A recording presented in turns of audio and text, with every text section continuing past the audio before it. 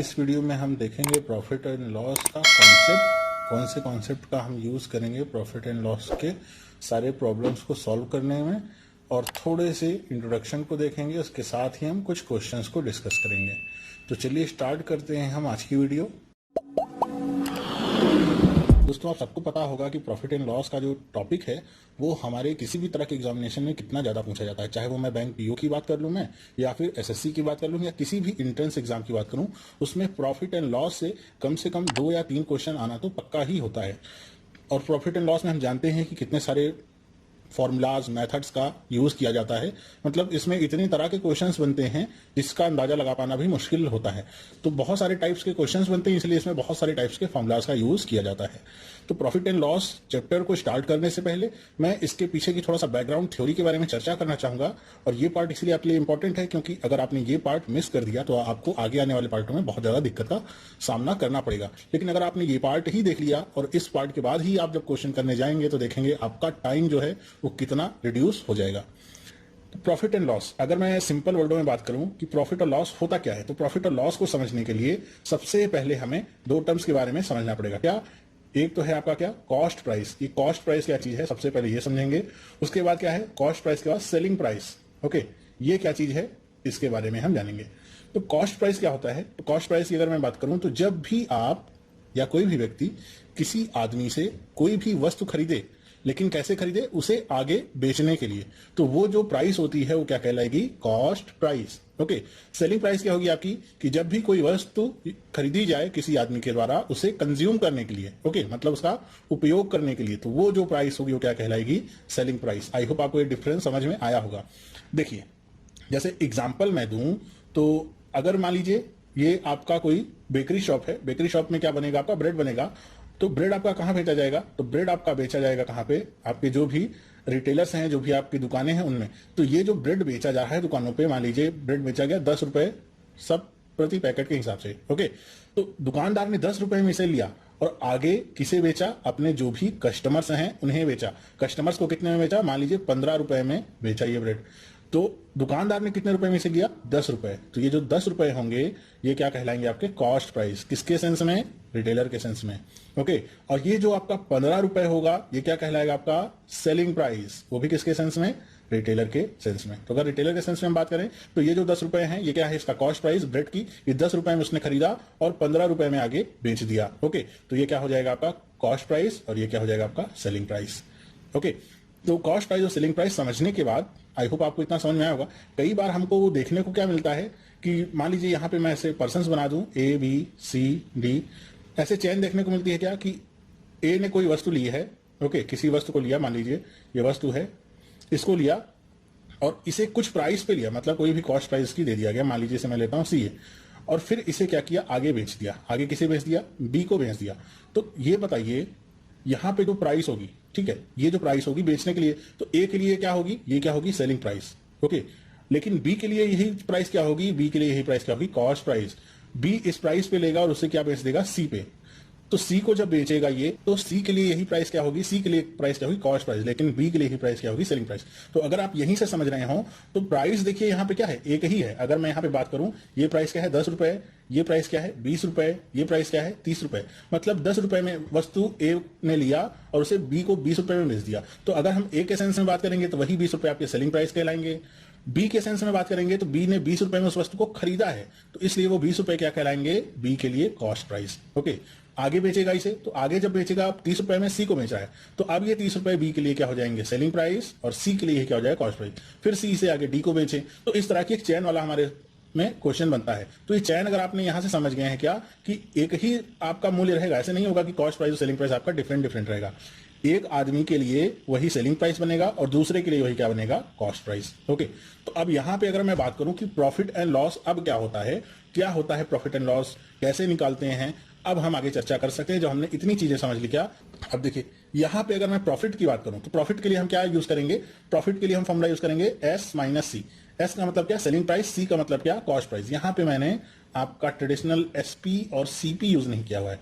हमें ये P extra लिखने की जरूरत क्या है, ऐसी कोई भी जरूरत नहीं है। तो हमने यहाँ पे क्या नोटेशन यूज किया है, केवल एस और पी। ये एस और केवल पी लिखने में ही अगर हमारा 1 सेकंड भी बच जाए तो हम उसे बचाएंगे।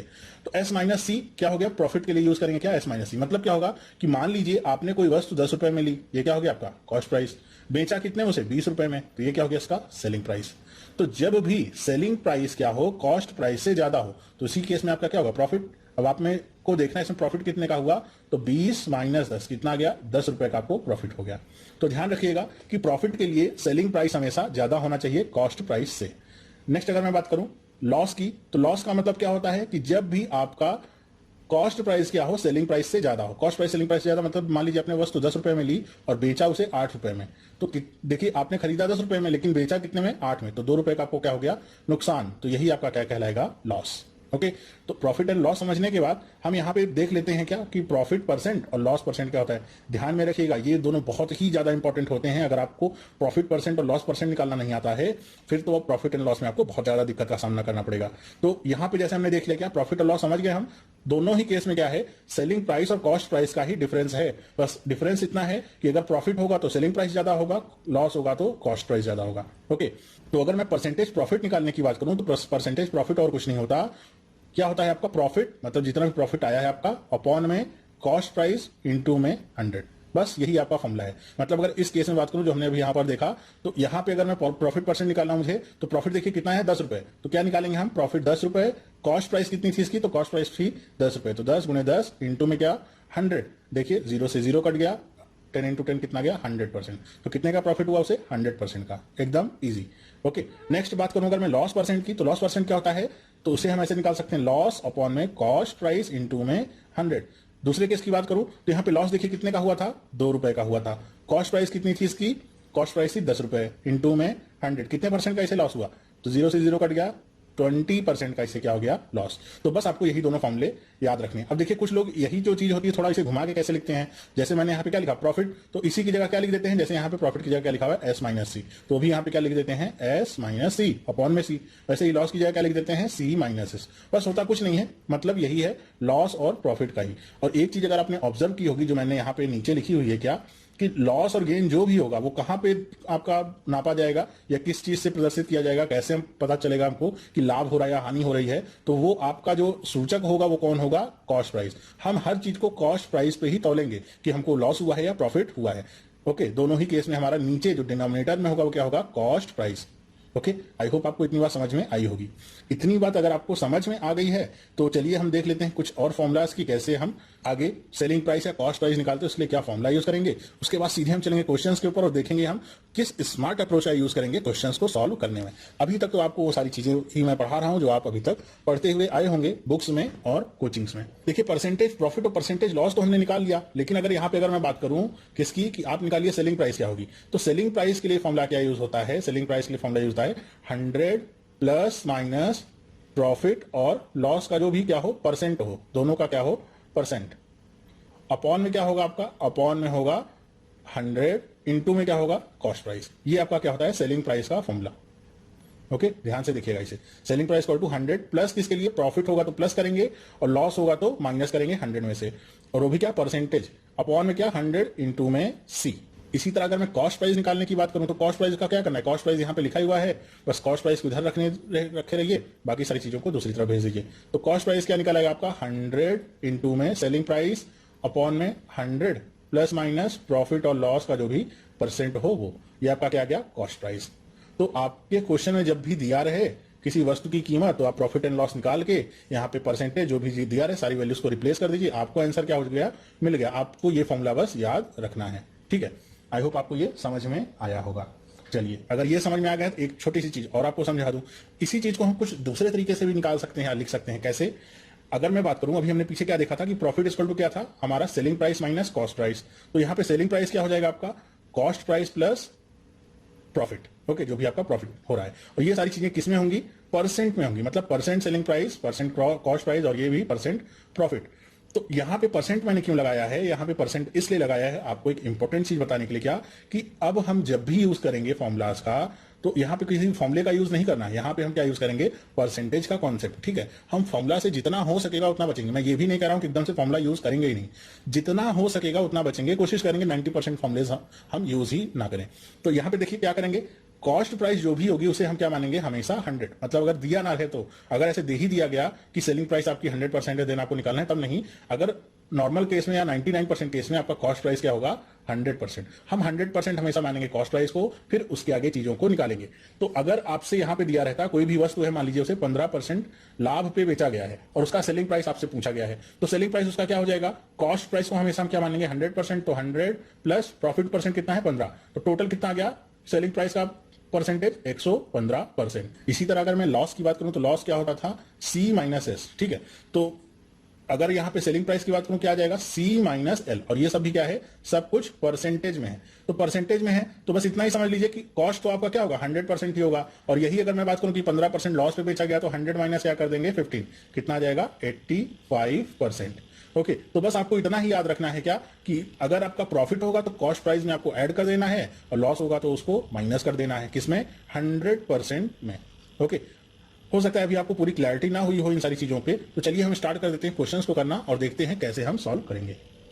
चलिए देखिए, पहला क्वेश्चन आपके सामने क्या दिख रहा है, a man buys a cycle for ₹1400 and sells it at a loss of 15%।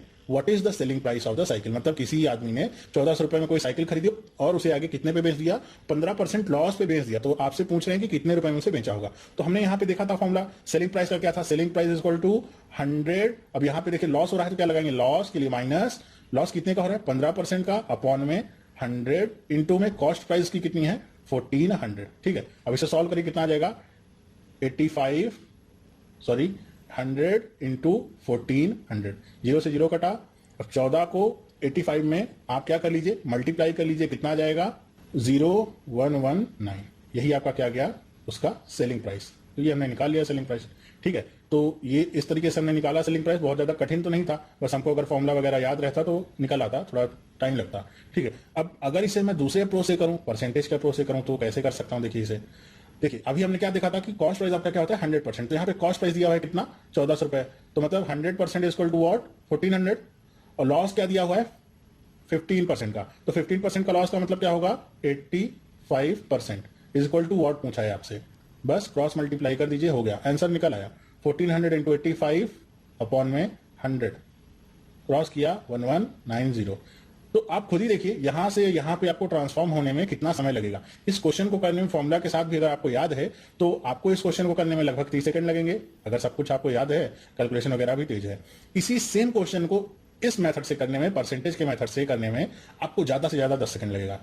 Okay, उससे ज्यादा तो नहीं लग सकता, बस क्रॉस मल्टीप्लाई करके आपको लिखना ही है। आपको क्यों लिखना पता है क्या, कॉस्ट प्राइस आपका कितना है, 100%, दे भी दिया है कितना, तो आपने लिख लिया कॉस्ट प्राइस इक्वल टू 1400। फिर क्या करें, लॉस पे बेच रहा है 85% पे। तो हमने अभी क्या देखा था कि सेलिंग प्राइस जब भी लॉस होगा तो क्या होगा, कॉस्ट प्राइस में से घटा देना है। तो सेलिंग प्राइस का परसेंटेज निकल आएगा। तो क्या निकल आया सेलिंग प्राइस का परसेंटेज, 100 माइनस 15। अब इसको लिखने की जरूरत तो है नहीं कि 100 में से 15 घटाने के लिए आपको लिखना पड़ेगा। तो क्या पता चल गया, 85%, वही आपको चाहिए। तो 85% equal to question mark, cross multiply किया आपने, आंसर मिल गया। ये होता है सुपर फास्ट तरीका इसे करने का।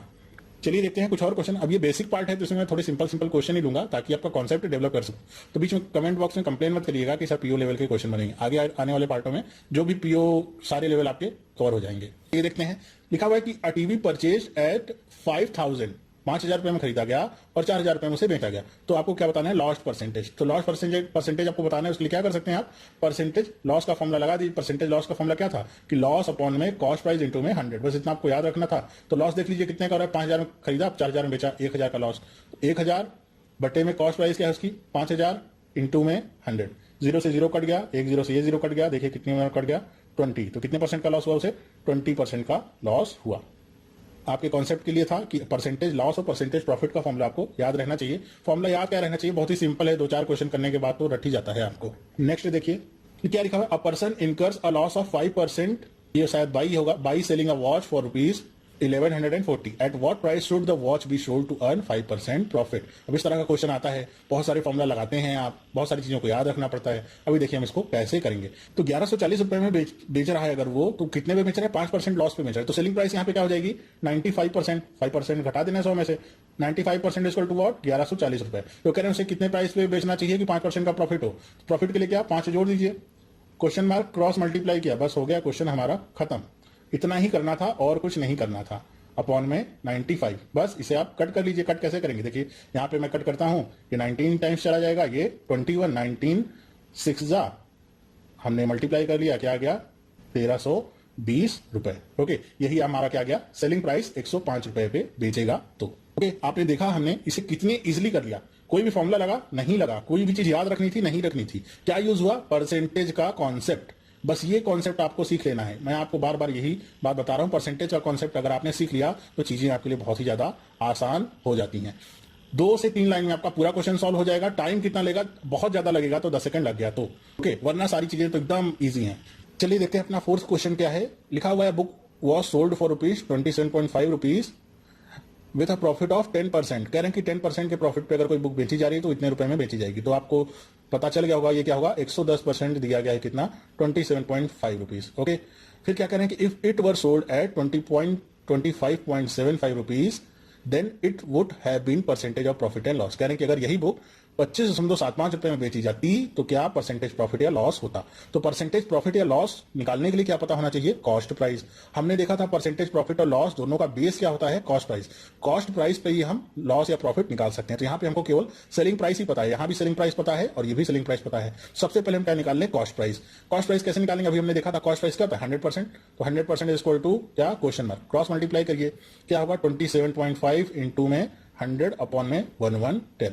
पॉइंट है तो नीचे एक जीरो बढ़ा लीजिए, पॉइंट हट गया, 2 जीरो से 2 जीरो कट गया और ये कितनी बार में कट जाएगा 25 टाइम्स में। तो कॉस्ट प्राइस आपको कितना मिल गया 25 रुपीज। किसी भी फॉर्मूले का यूज नहीं किया और इजिली निकाल लिया, विद इन 5 सेकंड ये आपका निकल गया कितना 25 रुपीज। 25 रुपीज निकल गया। बस अब आप देख लीजिए परसेंटेज प्रॉफिट हो रहा है लॉस। तो मैंने भी जैसे बताया था कि जब भी आपका सेलिंग प्राइस ज्यादा और कॉस्ट प्राइस कम तो क्या होगा, प्रॉफिट होगा। तो परसेंटेज प्रॉफिट का क्या फॉर्मूला था, प्रॉफिट अपॉन में कॉस्ट प्राइस इंटू में 100। अब एग्जाम में आपको बार बार फॉर्मूला लिखने की जरूरत नहीं, मैं आपको समझाने के लिए लिख रहा हूं।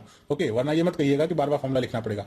तो प्रॉफिट यहां पे क्या आ जाएगा, तो प्रॉफिट क्या आएगा देखिए 25 और 25.2575 को अगर आप माइनस करेंगे तो क्या जाएगा 0.75 अपॉन में क्या आएगा 25 इंटू में 100। पॉइंट है नीचे 2 जीरो बढ़ा लीजिए और ये कट गया और ये 3 बार में कट गया, कितना गया 3%।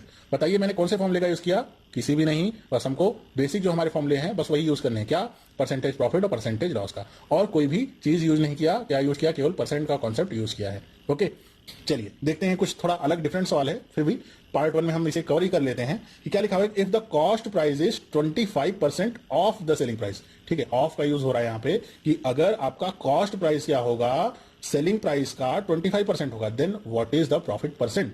तो बस थोड़ा सा क्वेश्चन को घुमाया गया है और कुछ नहीं हुआ है। कह रहे हैं कि जब भी सेलिंग प्राइस आपका कॉस्ट प्राइस का क्या हो 25%, तो यहां पे सेलिंग प्राइस क्या है आपके लिए मेन बैरियर है। तो सेलिंग प्राइस क्या हो जाएगा, सेलिंग प्राइस को हम मान लेंगे क्या 100%। तो 100% अगर सेलिंग प्राइस है तो कॉस्ट प्राइस क्या कह रहे हैं कि वो क्या होगा 25% होगा। बस हो गया सवाल आपका खत्म। आपको क्या करें, प्रॉफिट परसेंट क्या होता है, profit percent is equal to profit upon में कॉस्ट प्राइस इंटू में 100। तो यहां पे देखिए प्रॉफिट क्या होगा, प्रॉफिट क्या होता है जब भी हम सेलिंग प्राइस में से कॉस्ट प्राइस को माइनस करते हैं। तो माइनस करिए कितना आएगा 75, नीचे क्या जाएगा कॉस्ट प्राइस 25 इंटू में क्या 100, काट दिया कितना गया 300। ओके, मतलब क्या होगा 300 क्या होगा प्रॉफिट परसेंट होगा। तो देखा आपने हम कितना इजीली इन सारे क्वेश्चंस को कर सकते हैं, किसका यूज करके, परसेंटेज का कॉन्सेप्ट यूज करके। आज के बाद आपका जो ये प्रॉफिट एंड लॉस का कॉन्सेप्ट है वो पूरा का पूरा क्या हो जाएगा चेंज। किसी भी तरह का क्वेश्चन होगा, कोई भी क्वेश्चन होगा, हम बिना फॉर्मूला यूज किए हुए उसे करने की कोशिश करेंगे और 99% केसेस में आपको सफलता हाथ लगेगी। ऐसा कोई भी लिमिटेशन जैसी चीज नहीं है इसमें कि इन केसेस में यूज होगा और इन केसेस में यूज नहीं हो पाएगा। हर एक केस में यूज होगा। बस कहीं पे आपका एक आध फॉर्मूला अगर लग जाएगा तो वो अलग बात है, वरना किसी भी तरह के फॉर्मूले की जरूरत नहीं है। हमने देखा हुआ है कि अगर ऐसे एक सवाल होते हैं कि अगर किसी भी वस्तु को एक ही कीमत पे खरीदा गया है, 2 वस्तुएं हैं और बेचा अलग अलग कीमत पे गया है तो उसके लिए अलग फॉर्मूला होगा। किसी वस्तु को 2 अलग अलग कीमत पे खरीदा गया है, बेचा एक पे गया तो उसके लिए अलग फॉर्मूला होगा। किसी एक वस्तु की इतने बेचने का दाम मतलब सेलिंग प्राइस किसी दूसरे वस्तु की इतनी कॉस्ट प्राइस के बराबर है तो उसका अलग फॉर्मूला होगा। तो ये सारे फॉर्मूले रटने की जरूरत नहीं है, मैथ आपको समझना होगा, रटने की जरूरत नहीं है। रटना आपको क्या होगा, रटना आपको इंग्लिश होगा, इंग्लिश की वोकैब्स रटनी होंगी, करंट अफेयर्स आपको ये सब रटने होंगे, क्योंकि इसमें आपको समझ नहीं सकते। रट लिया उसके बाद समझ में आएगा। मैथ आपको रटने की जरूरत नहीं है, मैथ को आपको समझने की जरूरत है। कॉन्सेप्ट समझिए, क्वेश्चन करिए और सुपर फास्ट तरीके से करिए। जो भी आप प्रॉफिट एंड लॉस के क्वेश्चन करेंगे विद इन 20 सेकंड आपके सारे के सारे क्वेश्चन हो जाएंगे। ओके, तो चलिए अब हम मिलेंगे नेक्स्ट पार्ट में। अगर आप ये वीडियो पहली बार देख रहे हो और वीडियो आपको पसंद आया हो तो चैनल को सब्सक्राइब करना ना भूलें। चैनल को सब्सक्राइब करिए, अपने जो भी फ्रेंड हैं उनके साथ इस वीडियो को शेयर करिए, उन्हें भी बताइए कि कैसे हम ये सारे क्वेश्चन कर सकते हैं बिना किसी डिफिकल्टी के, बिना किसी फॉर्मूला का यूज किए हुए। तो अब हम मिलेंगे नेक्स्ट पार्ट में, पार्ट 2 के साथ। पार्ट 2 में भी हम देखेंगे कुछ डिफरेंट क्वेश्चन और उनको करने का तरीका क्या हम अपनाएंगे। तो तब तक के लिए थैंक यू।